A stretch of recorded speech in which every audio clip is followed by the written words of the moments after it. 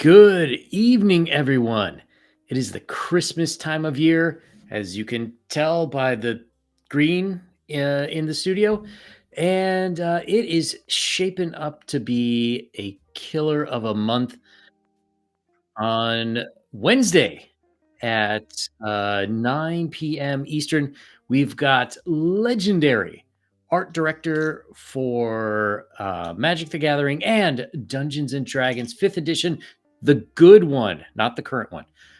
Richard Witters, he will be back. He is going to talk about his new game, Rudigers. So we're going to go through that and we're going to see why. Why did he do it? And next week on Tuesday the 9th, we have comic book artist and writer extraordinaire Fabrizio Aiello. He has a new book that he's got out on Kickstarter. He will be by to talk about Horace H. Hoover, the supernatural detective who has a helmet that looks suspiciously like a vacuum cleaner. And if that's not all, we have other guests coming up for the month. It should be a humdinger to finish out 2025. But tonight, we have an extra special guest. He's a man of myth, you might say. A man who so far has so many comics, it warrants a trade paperback, which we will talk about today. Welcome to the show, Hojo. What's going on, man? Thanks for coming. Thanks for having me. It's a good way to kick off the month. So as I mentioned, you are launching a Kickstarter for the Mythicals. Yep. But it is not just simply another issue. This is actually the first trade paperback. Yeah, so this give you like a little issues 1 through 3. Give you like nice little intro, like the intro arc is completed, and plus, since like issue 2 kind of really took off after the first issue with the introduction of the talking cat, Samuel, and he was so well received, people just kept asking like, "What's his story? What's his story? Like, what's up with the cat?" From the beginning, people kept saying, "What's up with the cat?" because he had a cameo in the first issue and like a in a tree, Rini draws like pointed it out, and then people were just like, "Oh yeah, what's that?" So I couldn't say anything at the time, so I was like, eventually we'll get there. Well, now we're there, and so now he gets like his own little mini comic, like those little mini comics that went in the Masters of the Universe figures back in the day, that would give you like an origin story of who you're buying and all that, so you know the lore. So this kind of fills in some blanks and ties some things together that you might not have known were going to be tied together yet, and something extra. Like, people are like, "Well, I already got issues 1 through 3. I don't need the trade." Yeah, I guess, but this is convenient. You want the trade. That way you don't have to break out all 3 issues and bend them up. And I know how people are autistic about that, but you also get some extra bonus content in the book. With the trade, some art you've never seen before, and then you get this mini comic. So you get over 100 pages of story for like $20. I mean, that's not bad. In the indie comic space, it's pretty daggone good at my level. So now that you've got 3 issues under the belt, what would you say is the main takeaway? It's always kind of new, and you're always a little bit unsure when you're starting out. But now you got 3. You've got you're picking up in popularity. So what's sort of your takeaway from this experience? Making comics is a lot harder than it looks, and it's just, especially when people are like, "Oh, all I gotta do is write," but it's not really it. You have to learn how the art firm. I've learned so much.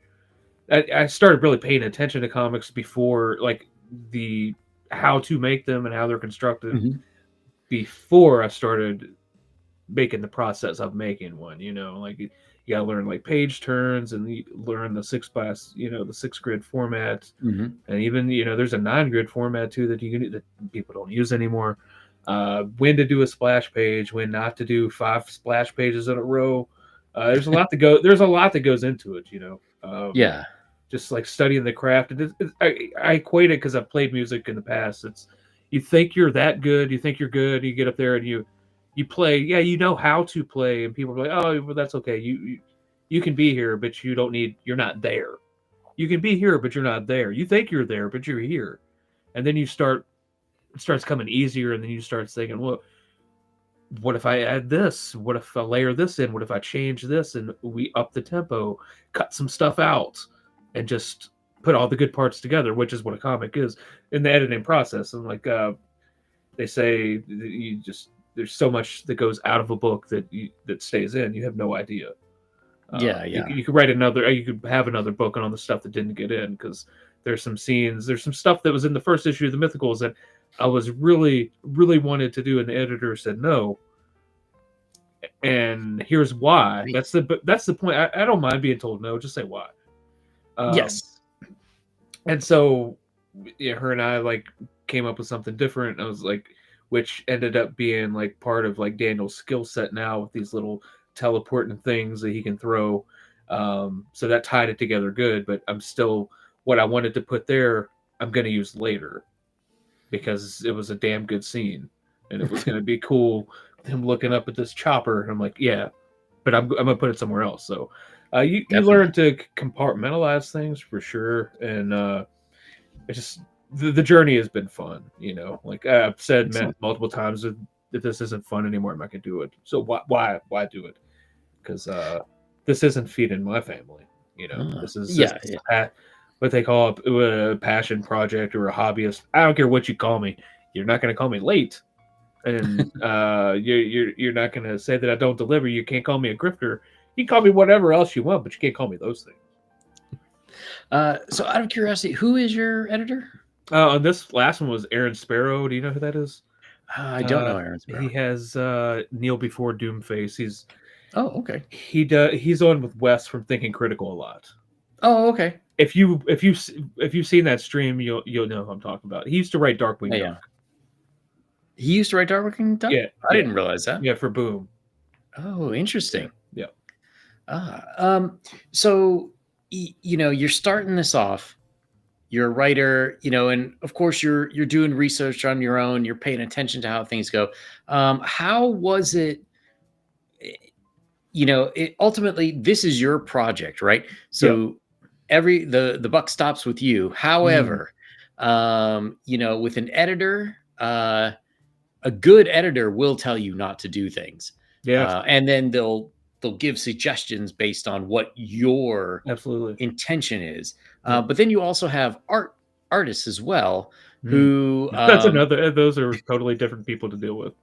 exactly. And you may have a thought in your mind of how a page should go, but maybe they'll come back to you and say, "Hey, I think we could do it better." So Um, how did you manage that process of ultimately you're in charge, but you sort of have to delegate right. You don't want to be a micromanager. Yes, for sure. At this level, I guess. I mean, if you're Alan Moore, somebody, or Mark Miller, you can be a micromanager. You can write an entire page for one panel. Yeah. Just have them draw this. I came from the approach where I didn't want to step on like an artist's toes. I guess like Mhm. I would be more like I would defer to what. Oh yeah, you're the artist. That works. That's fine. Yeah. Maybe I saw a panel or something a certain way in my head and didn't express it enough through the script, and then my notes, and then you have a language barrier sometimes. Like in my case, like people from other countries, and maybe they're not kind of Yeah. understanding my references or something like that. But luckily for me, I can draw, and if there's something I really need you to do, I will thumbnail it. I'm like, just to do this, make it better than this. But yeah, it's a lot of give and take, and sometimes like I said, I didn't want to step on their toes, and being new to this, I didn't want to offend anyone. and then you get to the point where you're realizing these people are professionals, or they're supposed to be professionals, and they just want to be told what to do. Sometimes, like artists would need to be told what to do, and Mhm. just tell them, don't be afraid to step up and say, hey, be the project manager. Like I was in the army, I had no problem doing that in the second go round. Like after I know what did this once, I'm like, all right, I know what I did wrong. I know what I could have done better, and Mhm. then I stepped it up a little bit and said, hey, no, we're gonna do this. This is. They're like, well, that's not gonna work. Like, but that's in certain cases, this is what we're gonna do. And then once they saw the words on the page, it made sense to them too. Ah, nice. Yeah, I know for a lot of artists, a lot of times people will write out very detailed images, and I usually I've, ask ahead of time now, like, what do yeah, you like? How do you work best? yeah, And then I'll tailor it to you. yeah. I've got a Dungeons and Dragons campaign guide that I'm working on. Right. So I'm hiring artists, and I'll give them like, okay, here's the scene that I want illustrated, Yeah. and like I'll give them a bunch of description like what's written in the book, but then I'll give them a note like, but if you can think of something that looks cooler, Mm. just do it the way that looks cooler, Right. Right. and Right. like don't there's no model sheets, just if you want to do a knight, whatever you think a knight looks like, Yeah. if a wizard, whatever a wizard looks like. Yeah. And me, like, I check the ego with that because to me, it's not about being right or like I want my vision or I want whatever looks good on the page and whatever makes the reader go wow, or something like that. That's I'm looking for maximum impact. Like no matter who came up with the idea, I don't give a shit. It's our book. At the end, these are my words. I do any rewrites. It's all me. I Hmm. take suggestions, but nobody, editor writes it for me. I'm like, hey, you write this scene. No, like for instance, the like I love history, but I didn't realize how much I didn't know about it, or how I thought I loved history. I minored in it, but there's this like the editor on the mini comic is the guy is his name is Michael Odin. He Hmm. uh he has a master's in history, and like he's telling me my 17th century English is not right, and I had to I had to do research and homework, and that's how it comes together, man. I wanted it to feel real, no matter. Yeah, this is about a talking cat and how he gets to be a talking cat, but it still has to feel real. These Yeah. the they have to sound like they're from that time. Unfortunately, but it's only 12 pages, so if you get tired of it, like that's like me, I can't read. Like Last of the Mohicans is one of my favorite movies. It's Hmm. probably one of the best movies ever. But the book is I can't just because of how it's written. The Like English. Yeah. the English, I can't. The thous and the thines and these can't do it, man. I'm that old, or yeah, I'm that young. I'm sorry. Yeah. It's funny you mentioned that because it's something I've been noticing recently is like people can really only go about 100 years back before they were born. Yeah, Um, like I think maybe 1850s to 1880s you could still do, but if you go back further it gets harder. And I've noticed for books like The Hobbit and The Lord of the Rings, yeah. younger kids have problems with those today. Mm. Like it does, like, to me it's like a Like little I bit old know, timey, yeah, but like not, I but it's know what not they're bad. saying. It makes me giggle because I'm like, oh Yeah. god, that's like something my great grandfather would say or something. But kids today, they just look at it, they're like, I don't get it. I don't know what that means. Like they don't know what anything means. Yeah, that's true. Hmm. uh and Speaking of hobbit, uh I was down like I was look like a hobbit. Grief. um this is trade paperback issues 1 to 3. Yeah. How do you see the Mythicals? Do you see it as like a closed ended story where Oh yeah. one day for sure the ending, or is it more like modern comics which are almost like Viking epics that just Could keep never. going on and on? I can't do that. No, it already has an end in 13 issues. Would be as far as this ever goes. kind of like I don't read much manga or manga, Mhm. manhwa, whatever you want to call it, manhwa. But they always seem to have like a definitive volume, like Yeah. Berserk. It's gonna end. He just died before they got it done. Um, they everything builds to something. I just feel there are no stakes in Marvel comics and DC Yeah. comics anymore. That's the problem. Like once Superman comes into public domain, what are you gonna do when people were writing better stories than DC is? Well, they're gonna sue you. No, I mean That's what it is. They're they gonna can sue only all the do competition. yeah.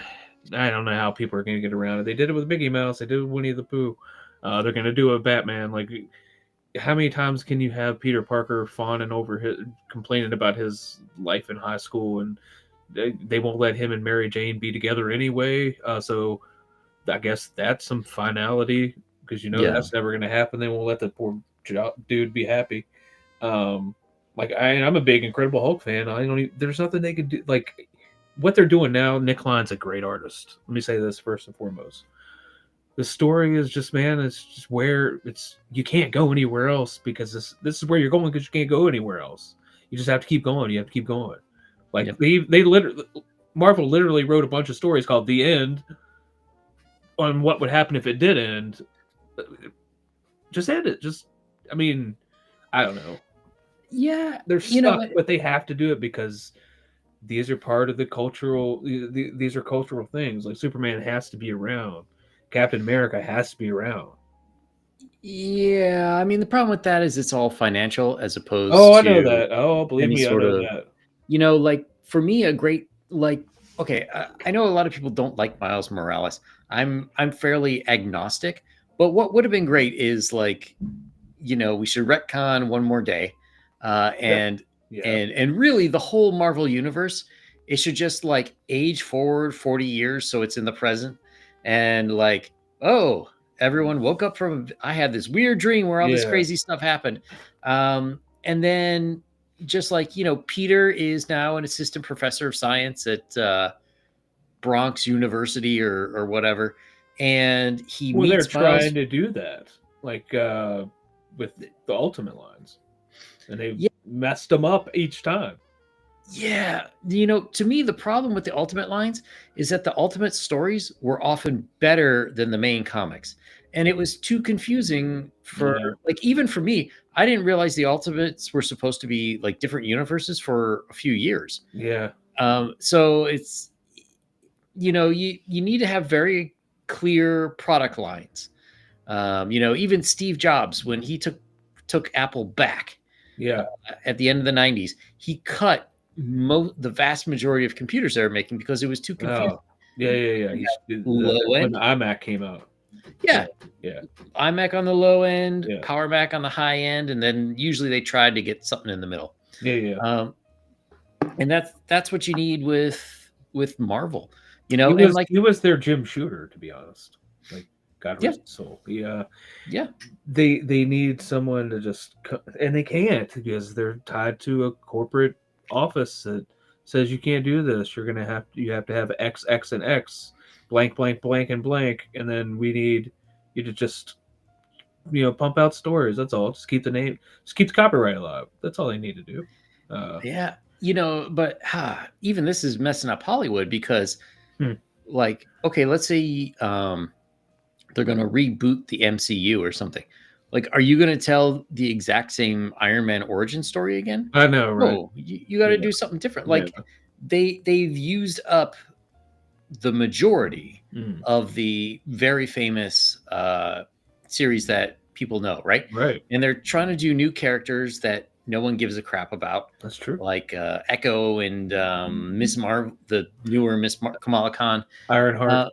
Yeah. So, if the comics, if they had the older, like if the original X-Men and, Wolverine and all them, if they were just the professors now who only came out when something was really going Yeah, bad, yeah, yeah. and let a younger crop take over. They even made like Cannibal and Moonstar and all them professors at one point. Mhm. But then they keep bringing them back into teams. Like, no, stop. I know. I mean, Wolverine, I guess, has an excuse. You know, he's not too old to be out there, but like Hank Sure. McCoy, like, what are you doing? I mean, like, Yeah. he's it's actually now comic accurate because Kelsey Grammer is like super old and playing him. I'm like, Yeah. there you go. There's your beast. You know, like you can't be hopping around and hanging on ceilings. You're gonna fall, break a hip. My arthritis. Yeah, Yeah. So you know, uh, they really need to get something going with the comics to save the movies. But in the you know, comics, it's like, they're just coming up with sequels to old storylines, like Civil War Part 3, or yeah, now it's Secret Invasion Part 3, or Secret Wars, or the Cosmic Secret Wars, or the Death of Thanos. It's just always an event. It's instead of just tell the story. I think the last one that they really tried to tell a long form story with, and it was very polarizing, was like that Superior Spider-Man where Doc Ock took over his mind and he was oh trying to, yeah, Dan Slott, very, very polarizing, but at least they tried something, there. But and I yeah, didn't read it, but like Rick Remender when he was doing his X-Men, like that was very highly rated. I've been out on the X-Men since like 1998. Since Age of yeah. Apocalypse came back, is just no point for me. It's all fan fiction as far as I'm concerned. Eh, But It's funny you say that. I say everything after Uncanny X-Men 280 is fan fiction. yeah, Although I will admit, Age of Apocalypse was, it the was best, something. It was the something. best of everything that came after Claremont. Yeah. I mean, Kubert really got a chance to shine Yeah, there. Uh, yeah, I was just reading some of it the other. I have a collection of it the other day. I was showing my son. Like it was like they turned X Factor into Factor X, and it was like the Summers brothers. Uh, my son's real into Cyclops. He's like, "Why's he got long hair and one eye?" I'm like, "It was the '90s. You don't understand. Everything was yeah, extreme." But yeah, that was a good time. But when they just came back and they were after just I don't know what they were doing, man. They were just constantly like, "Oh, Professor X is back with the X-Men, a team reborn." I'm like, "What, for the fourth time?" And the yeah. thing that's really like this is only since I've become a comic creator that people start to make me have these high thoughts. Uh why is it that the X-Men are just hated because they have these powers, and some people, the Hulk, and well, let's not use the Hulk as an example, but other people with powers are literally given government clearance and they're Avengers. Uh, why do they get just treated like just because they were born that way? I mean, come on. Well, but to be fair, the X-Men have caused a ton of like destruction and chaos Well, that's true. uh, throughout their years. Yeah, At least the Avengers have the veneer of like fighting an enemy, but like the X-Men will show up and like they'll be at a senator's assassination. yeah. Even if they It's save always him, like the like bad who knows? mutants that are given. They think that all mutants are the same. Like, I Sure. guess, I get it. We're watching the X-Men cartoon right now, me and my sons, and we just got to the we're in season 2 and just got to like the Cable episodes where he shows up, or like they're doing Yeah. this time thing. I was like, that's Cyclops' son. He's like, you could tell my 4-year-old didn't understand that at all because he's like, well, they're the same age. How is that possible? It's like, well, you see, they had a son. They took him and took him to the future, and then he got raised in this dystopia. And he's like, what is dystopian? I was like, we're gonna wait a Detroit, couple. son. Well, yeah, yeah. Detroit. You remember when we were watching RoboCop and Mommy got mad that you were watching RoboCop? That uh, I learned like all these. I'm learning now as a kid or as an adult. These things are not good. Like kids shouldn't be seeing them. I'm like, why? What? Yeah. But they've made me into the hard ass I am today. I guess. Well, My years kids ago, freak out when they hear jerk. Like they were watching Home Alone and like he's like, get out of here, you little jerk. And they looked at me and like covered their mouths like, he said a bad word. He said jerk. I was like, it's gonna get worse. Believe me. Wait till we watch Trading Places. Yeah. So um, that does bring up a question I often have about comics. Um, it seems to me that there's a big issue in the generational gap, and like where kids aren't really reading at least American comics. And part of it's like the distribution, like where would you buy them? But I Yeah, think that's true. part of it too is like I remember when I was like 5 or 6, I had some like Donald Duck comics, Yeah, Donald I got Duck you. or like Uncle Scrooge comics. I have both. Yeah, and so there was something in the low end, and then you graduate from that to like a Spider Man, Yeah, the and funny books. yeah, and then eventually you end up with like the X Men, and then you became too old and you like girls, so Yeah. moved on. Yep. But it seems to me that like nobody's really making those entry level comics. Like you got to get the kids younger. Is It's that true, man. something you notice as well I as have someone who noticed has that. kids? Yeah, they don't. I think they're trying. They make a lot of reprints, and I think those comics have been replaced by the Dogmans and the Captain Underpants of the Mm, world. That's my son reads Dogman almost every day. Like he loves it. Like it will train a young mind to be prepared for the format of a comic, like to go left to yeah, right and to follow the eye line. It trains them on that, and they start to get a feel for like how a story is supposed to work and all that. But so hopefully, you get into that, and then Captain Underpants, it's kind of like it's superhero, and then you give them some John Burns, Fantastic Four or something, and hope it sticks. Because I was different. My first box of comics were hand me downs. Like from yeah. my I was probably what, like, let's see, 8, and he was about 15. Yeah, and so he's 7 years older than me. Right around 15 is when he was like, "Yeah, I don't want these anymore. You can have them. These are lame. I'm going to get laid." Uh, and it was a lot. I mean, a lot. And I just looked at it. I was like, "Wow, all these people know each other." Like I'd grown up on the Bill Bixby Incredible Hulk. That's what made me a comic fan. And then they had a Hulk cartoon, and then Spider Man is Amazing Friends, which they have a new version now. It's a severe downgrade. It's got Disney Oh yeah. 5. Oh yeah.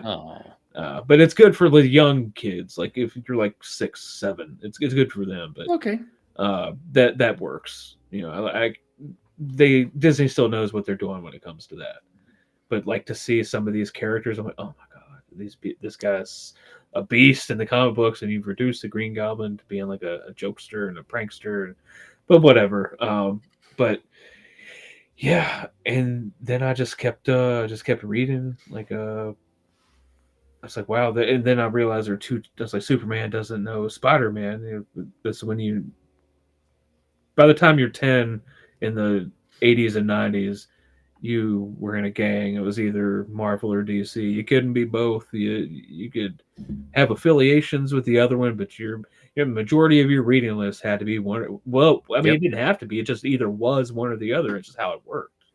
I was a Marvel kid, and until like the early 90s, I started jumping off of Marvel just to explore other stuff, I guess, maybe because Vertigo was a thing. That's what got me Yeah. hooked into DC, because I'm like, oh, that's Vertigo is DC. Well, let me see what they're doing. Like then they did was it Zero Hour? I think that Hmm. got me on board as a new fan, because they reset all that continuity, which is something Marvel really really needs to do.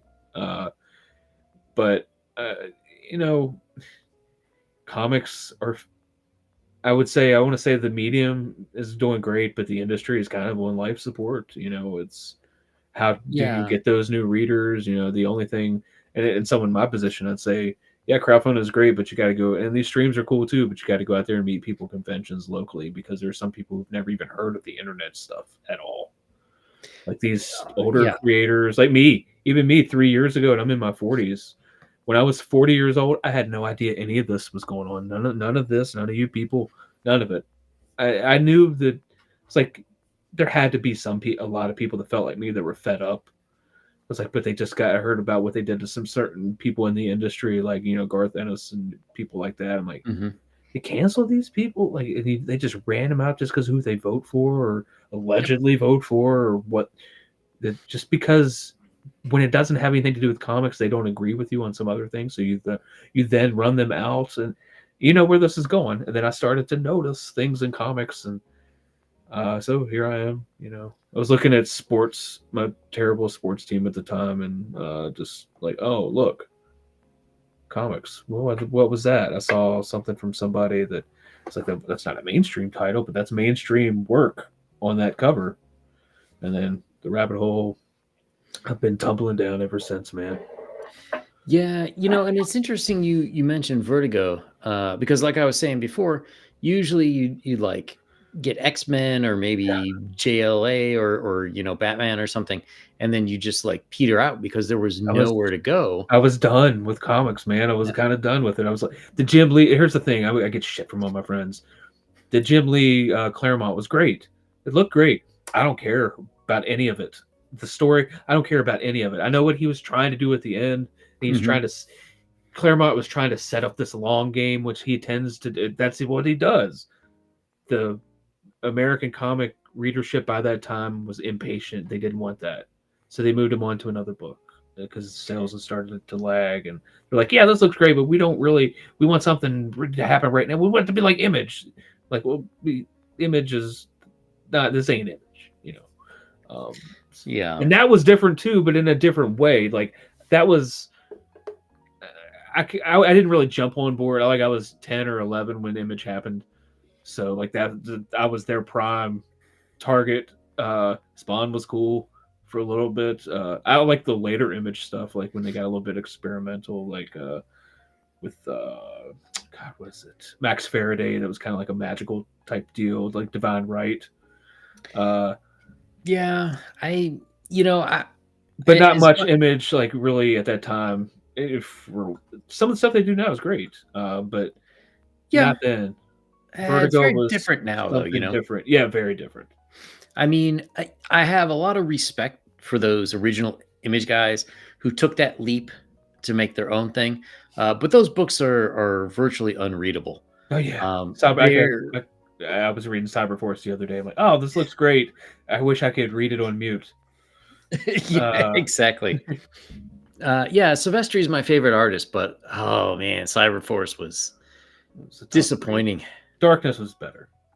Yes, but yeah, by the time he got to Darkness, it was better. When I read Cyberforce, it was almost like he wasn't done with the X-Men. I know, I know. It was an You old know? X Men plot that he had. Yeah, Yeah, and it's like, and all the Rip Claw. Well, that's certainly not Wolverine. not at all. Um, you know, No. it's like just go back. Yeah, Silvestri was the best X Men artist. By far, Yeah, yeah, by far. yeah. All right, thanks. Because we're in agreement on that. But yeah, I couldn't like see Vertigo was they in my comic shop. Vertigo was in the naughty room, like where they had Ooh. Heavy Metal magazine and Mhm. Easy Rider and stuff like that. Maybe Playboy. I don't know what. Well, I don't think Playboy. I would know if there was a Playboy there, but like you had to go in there, like kind of like sneak a look or something. And Yeah, yeah. my buddy's brother had, he knew the guy who worked there, and we went back there one day, and I was like, he was like, don't look at any boobies. I was like, okay, gotcha. And so we looked at something. This was, I'd say this was maybe 93. It was Sandman. And Mhm.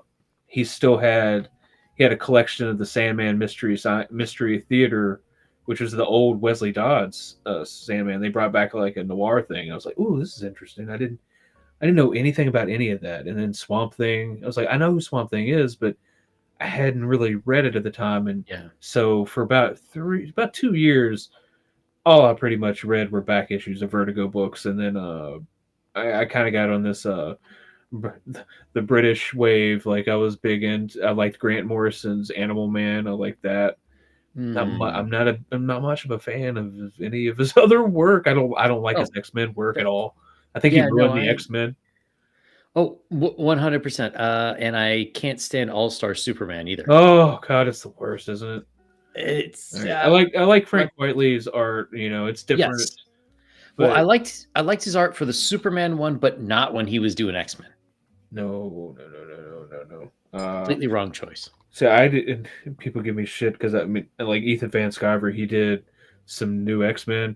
Had no idea. I went back because he's like, I helped create Beak. I'm like, was a shitty character. That was one of the things I hated it so Yeah. much.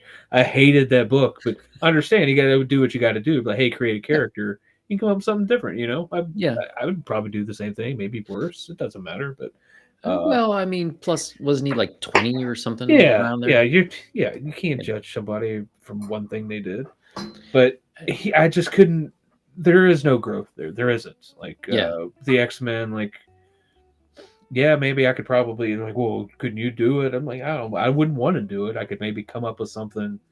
I was never a big X-Men fan growing up. Anyway, I was more of an X Factor guy. That was Hmm. like the original team that when did their own thing. I liked when there were the three X books. Well, I guess there was four. I never read Excalibur, but Oh, I X loved Men, Excalibur. Yeah, X Factor, and New Mutants. I like those three. yeah. Never. See, New Mutants was the one I didn't read much. Like Mm, once it became X4, once Cable got into the picture, and they were like, "Hey, you need to read this. This dude is badass." I was like, "How does he carry all those guns?" But yeah, we were all reading it then. But no, I had never read it, and I've been meaning to go back to read some of the New Mutant stuff because I hear some of the earlier stuff is really really good. yeah, I mean, I liked it a lot. Especially go back to I think the Asgardian War Hmm. crossover, like that. That's sort of what really changed Marvel at that time. Mm. Uh, and then and you see the seeds of Image there, Yeah. which Oh man, ultimately led to their seeds of destruction. But yeah, I saw today Rob Liefeld put out something about Inferno is like the best thing Marvel's ever done, or at least the X universe. And I said, okay, what? yeah, and I was like, you might be. It's my personal favorite, but Yes. he might be right there. Like people are like, oh Uh, no, it's definitely Dark Phoenix Saga. I was like, no.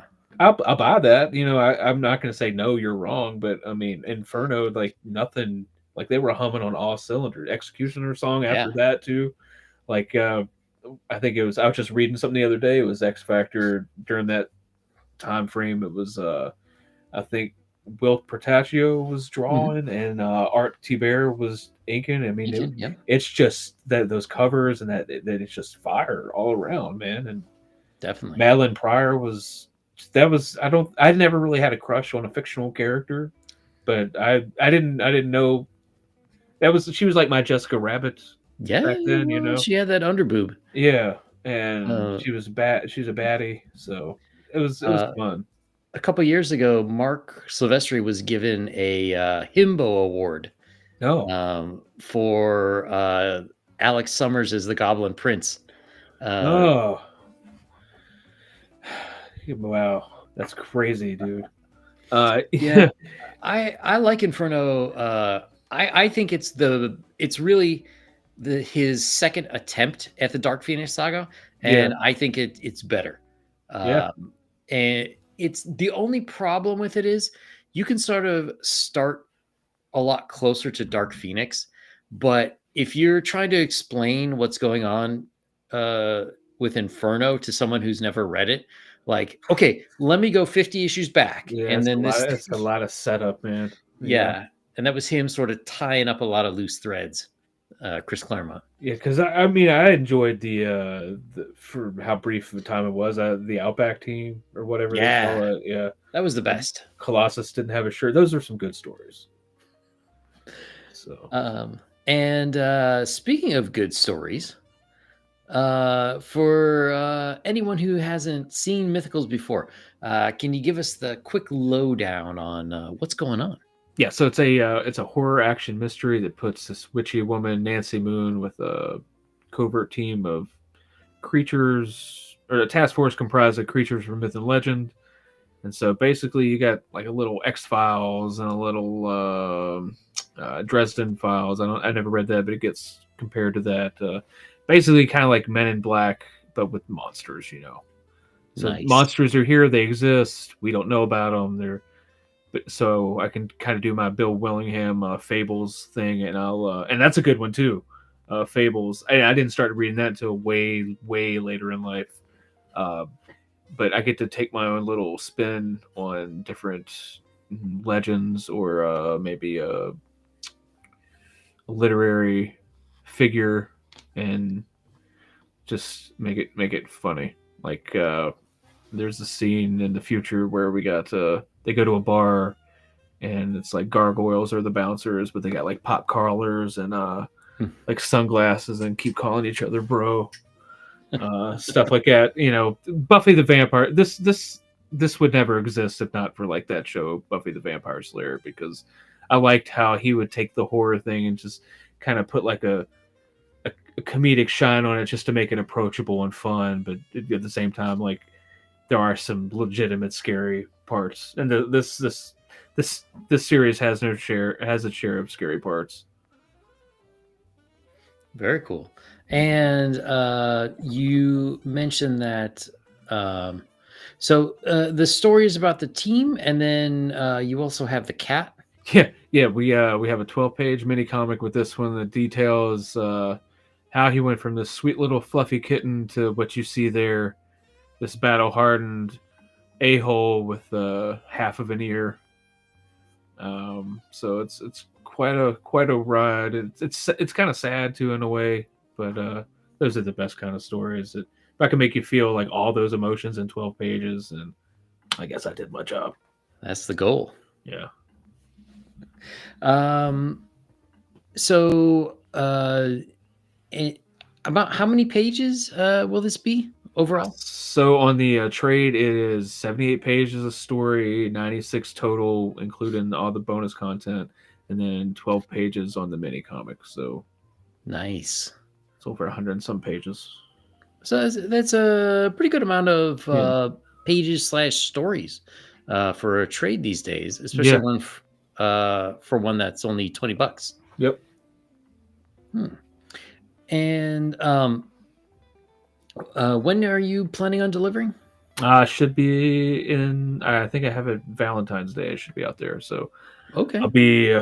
Everything's together on the trade except for I think the back cover, like officially, like the print as far as the print file goes, and I have to scan a couple pieces of art, and that's it. And then the print file is done with that, and it goes off to the printer, and we are done with inks for the mini comic. I'm just fine tuning the script right now.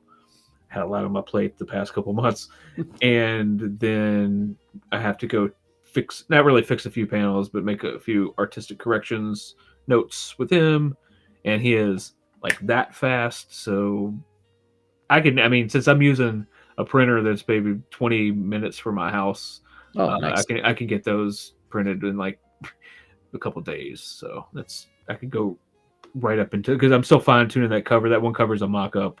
We're just I redid the logo and we're doing some other effects with it. But that cat cover is pretty dope.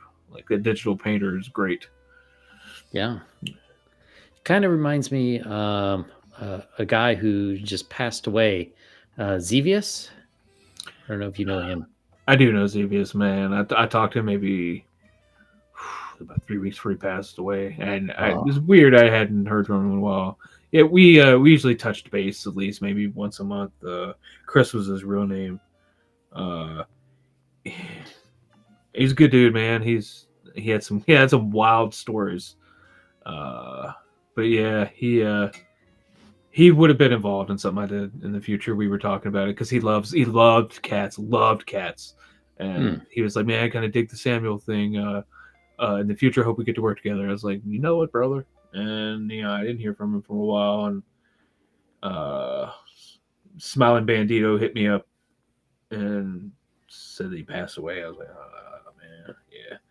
Xevious was cool. I feel like it'll be a year this December, huh? Yeah, I think so. Yeah, I heard from me, wished me happy holidays right before Christmas, and sent me a picture of a tractor or something that he had painted or something. I can't remember. But yeah, it's a shame. He was doing a lot of good work for people. Yeah. A buddy of mine, Buddy Lord, he was working. He had actually did a whole book for him, and I hope it comes out one day. Oh yeah, I haven't seen Buddy in forever. No, you knew Buddy? Oh yeah. Yeah, a little bit.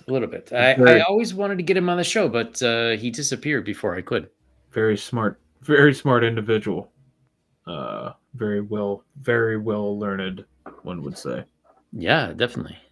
We had some great conversations, especially about the world. And I know he's just shaking his head at the world now, especially after the Kirk thing and all that. And, Yeah. it's like I have to be honest, dude. I haven't like since he passed away. I haven't really live streamed. I haven't really wanted to be on a stream with people. Like I do stuff on my channel from time to time, like Mhm.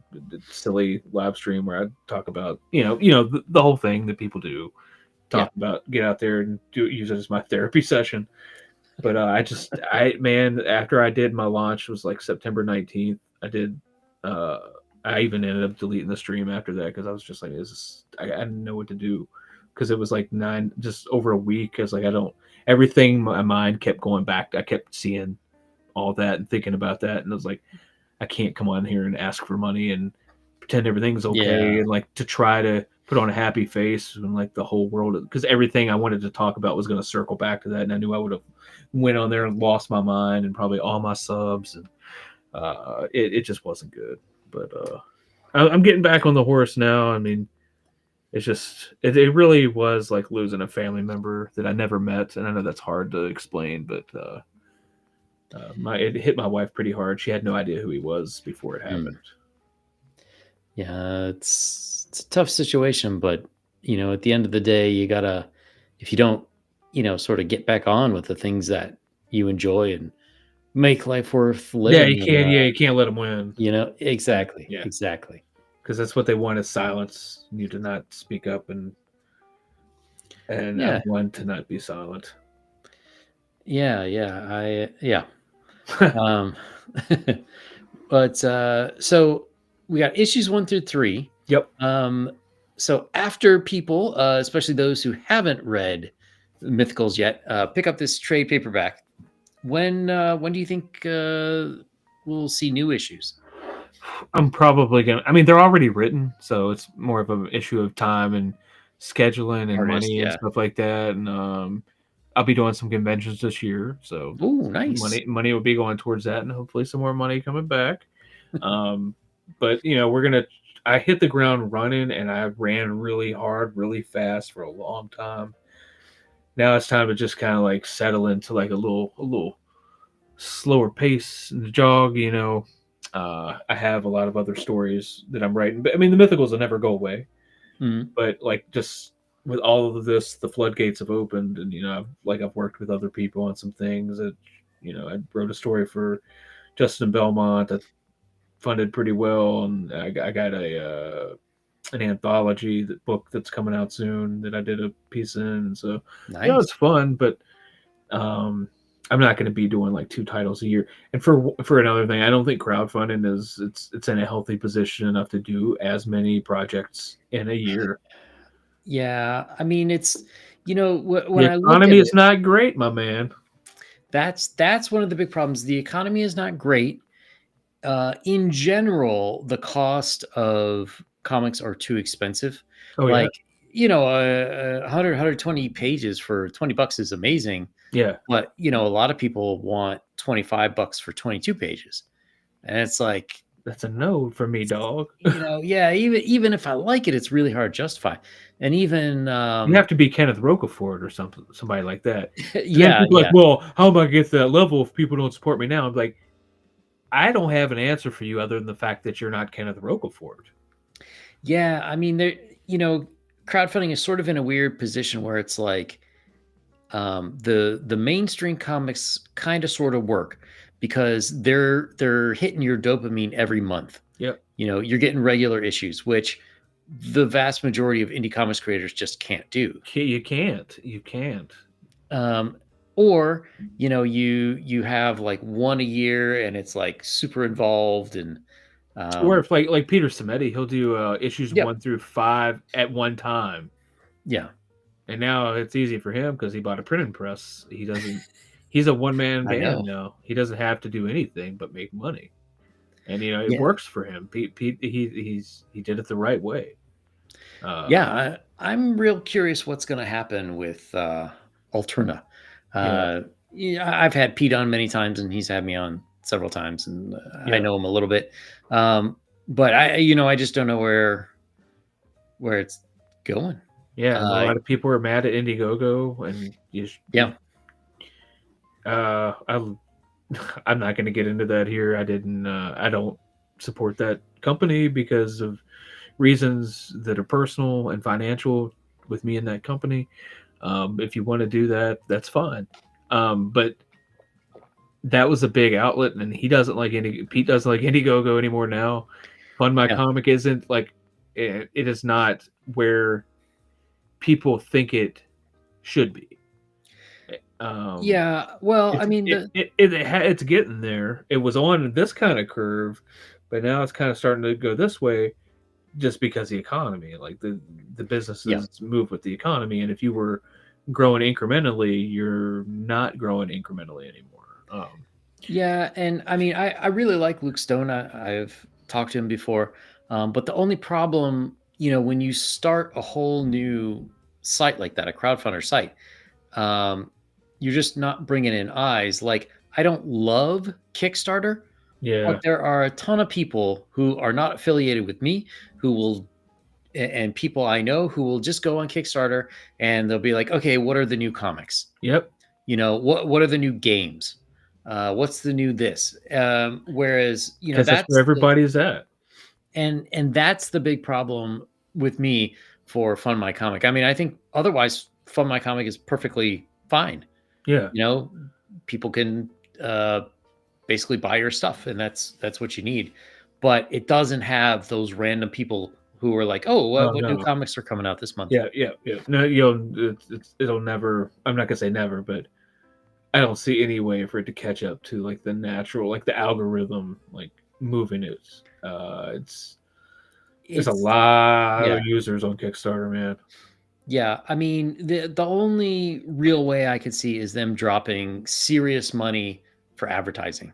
Yeah. And but Even are then, yeah, I see I see companies drop. I can tell hundreds of thousands of dollars on advertising. I'm like, that was a terrible ad. This makes me not want to buy your product like ever. What are you people yeah, doing? Like, but that's just how I think, But like, I realize the whole world's not like me, and I guess I'm that narcissistic to realize the world would work a lot better if everyone did think like me. But it would be kind of boring for a lot of those people because diversity of thought and all that. yeah. I the last great comic advertising campaign that I can remember were the GI Joe ads back in the 80s. I Yeah. don't know if you're old enough to remember. They would have like A guy walking through the jungle. that might Are have you been talking one of about them. are you talking about the print ads or the No, the TV commercials. okay, I don't remember the TV commercial. Oh, those were amazing. So basically, when when a cartoon was on, you couldn't advertise for toys for that show. Okay. That was the rule at the time. So they got around that by they would advertise for the Marvel comic version of GI Joe during an episode of GI Joe. Mm, And of course, the Marvel comic was all about like, okay, what's the new toy? All right, we have to write a whole issue about this new motorcycle, yep. and Yeah. stuff like that. Oh yeah. And not to mention the comic is riddled with toy ads. Yeah, it So, was fantastic. But GI Joe was one of the top 10 comics back, in its heyday in the mid 80s, no, the Larry Hama stuff. and he was amazing. Hey, you want to talk about talking about crowdfunding? They figured it out. Did you see how Yep. much that GI Joe compendium set made? Yes. Oh my God, it was like $2 billion. I mean, It, it's the highest Kickstarter comic of all time, though.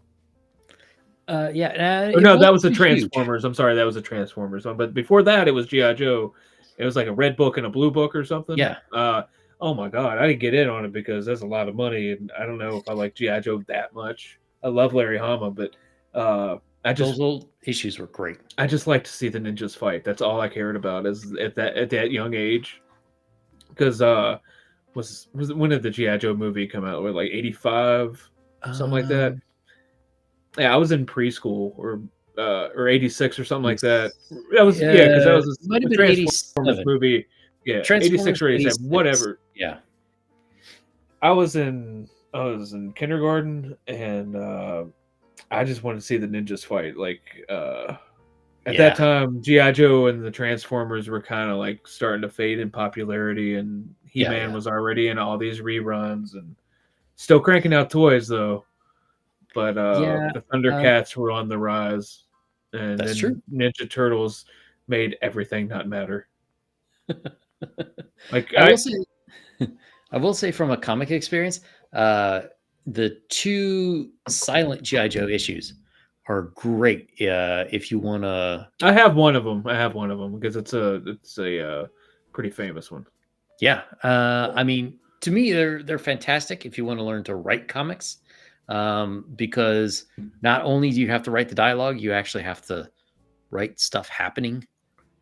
Yeah, Marvel did it again in the late '90s or maybe early aughts. It was just called the Nuff Said or whatever, and every title that month had a silent or no word. It was just onomatopoeia Hmm. maybe, and you could tell that they had to outsource. I can tell now that Mhm. they had ghostwriters on some of those. I'm like, these people can't write without dialogue. Like Yeah. you could tell Image that it was very dialogue driven. Like they just wanted them to stand around and talk and then say witty things when they're fighting. That was because that was the X-Men formula back then. Mm. I But mean, it was the 90s. yeah, so like I mean, I get kudos and good marks for my dialogue just because it feels real and it's funny. But sometimes just don't say anything. Like Brian Michael Bendis comes to mind. Some of the stuff he writes, like Yeah. I shouldn't have to take 45 minutes to an hour to read 24 pages. That's a lot. I agree. And the other issue is with art. Like, you have to write something happening on these pages Yeah. because now, to me, like a lot of the art from modern Marvel is like Garfield Talking, strips. talking You in know, coffee shops. well, talking in coffee shops, Are but you talking about the simplicity of them, like the art? yeah, there'll be like, four long panels on a page, and it's like they're just Xerox versions. It's like Yeah, the same panel four times with different word balloons. yeah. Like, what's going on? It's that Cal Art style, man. I can't do it. They So, don't know how. They're trying to write screenplays and yep. storyboards and screenplays at the same time. Like I picked up a Marvel comic. I can't even know what. I don't even remember what it is. And this is about a year ago. And the first panel was music is like music. The word balloon was music, and it was saying the song that was playing. I'm like, all right, you don't have to write the soundtrack in you here to get me interested. Just do something. Yeah. Yeah. I mean, it's like, I just wish I could smack him with the old how to draw comics the Marvel way. No, Like, no, look, different kinds of images. just do a But heroic pose. Like start study like Gil Kane. He was the master of that. Neil absolutely. Adams. Neil Wally Adams was great. West and yeah. Wally Wood, yeah, Wally Wood was good. But yeah, But, they've uh, lost the plot, my man. They've lost the plot. yeah, I don't know. At this point, I don't know how you come back either. You know, somehow they I, got to have money to get distribution back to where it was. Like, they don't have a distribution system anymore. Diamond's out of business. I don't even know how my comic shop gets comics. I don't even ask him anymore. Because when yep. that whole thing happened, I was like, "How are you gonna be getting your stuff?" He's like, "I don't know." He said they'll get here, I guess. I was like, "Well, cool." But Marvel, I think they have. I think they've started. You're not gonna see the results for a few minutes, but I think they've started to realize somebody at Marvel has begun to realize that hey, this shit is not. It's starting to go downhill. And I remember about I think it was maybe a year and a half. Mark Miller said, "I'm going to give you a recipe on how to fix your companies." Said number one, care about your characters. Number two, something like hire the best artists on the best books. Hmm. And make them do cool stuff. I was like, it's not that hard. And then suddenly you see like Greg Capullo is now doing a Wolverine book, and I guess now Marvel and DC basically looked at the bottom line and said, yeah, maybe we can help each other out. Let's do another crossover. But I don't think anybody cares at this point. Like, I see people saying, oh, this is great. Liefeld saying, oh, my Daredevil cover or my Deadpool cover is doing this. They love me. I'm great. Yeah, I get it. But people are just, I think it's just nostalgia bait is really is what it is. But at the end of the day, I guess, isn't it all, you know? Yeah. This is the for same sure. thing we were saying at the beginning of this conversation. Like, what new water are you going to be able to tread? Like if somebody gave me Spider-Man, it's like, hey, I'm gonna give you 12 months to write something. I don't know what I'd do. I don't know if I could do it. I'd probably do something with the Hobgoblin because he's awesome. But now the Hulk, I could fix that in a year. I've had that story for 15 years right here. I would. You think Batman's Hush was great? I could do the same thing with the Hulk and make it fucking smash.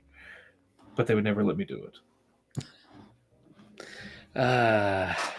Well, one day they'll get somebody who actually likes those characters, right? That's the thing. Like the 70s, that's why DC and got so good at when they revived the company, because it was kind of floundering. Everybody was doing like this whole crazy 60s sci-fi stuff, and Batman was on other planets, and you got people in there who wanted to be in the industry, that wanted to write comics instead of they want to use the platform to speak their truth, or I want to speak truth to power, or I'm using this to get to the New York Times, or it's a stepping stone. It's all it is a stepping stone or a platform. Like you're not there for the right reasons. Yep. But what's here for the right reasons is the Mythicals, which everyone should check out. If you're viewing this on YouTube, go down in the description or pinned up on the chat. You will find the link to this Kickstarter. 28 days. So we're looking at right after Christmas. Yep. Right before the new year. And then a couple months later, after that, we're going to be fulfilling. So nice. It was by fast. So if anyone's interested, they could pull a Star Wars a la 1977, where you give someone a coupon for the Mythicals, which will come in time for Valentine's Day, you said? Yep. So then you can show them how much you love them with the Mythicals. That's right. That's weird you mentioned that Christmas thing. I didn't know that story until a couple years ago. About a year ago, I was watching how was it something about the toys that built America or something? Yeah. And they mentioned, I was like, they did that to people. Imagine if a company did that today. Oh my God, you wouldn't be around next Christmas to send anything to anyone. You would be bankrupt. Yeah, but in their defense, who knew Star Wars would be a hit? It seemed like something very silly, and it's still silly.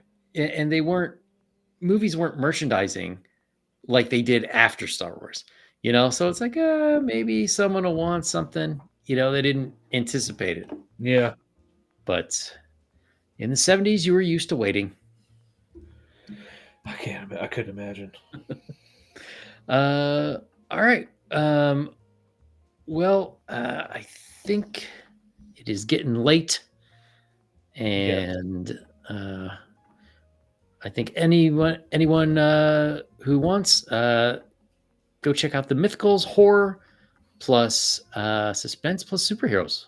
What more could you want? Yeah, a little fantasy, a little mythical action, some religious threads. We're gonna mix it all together and make a cool little recipe. Excellent. Hojo, thanks for coming. And for anyone who is still watching, I will waiting. It's a lost start. That's true. I will be back on Wednesday with Rudiger's creator and former art director for at Wizards of the Coast, Richard Witters. So good night, everyone.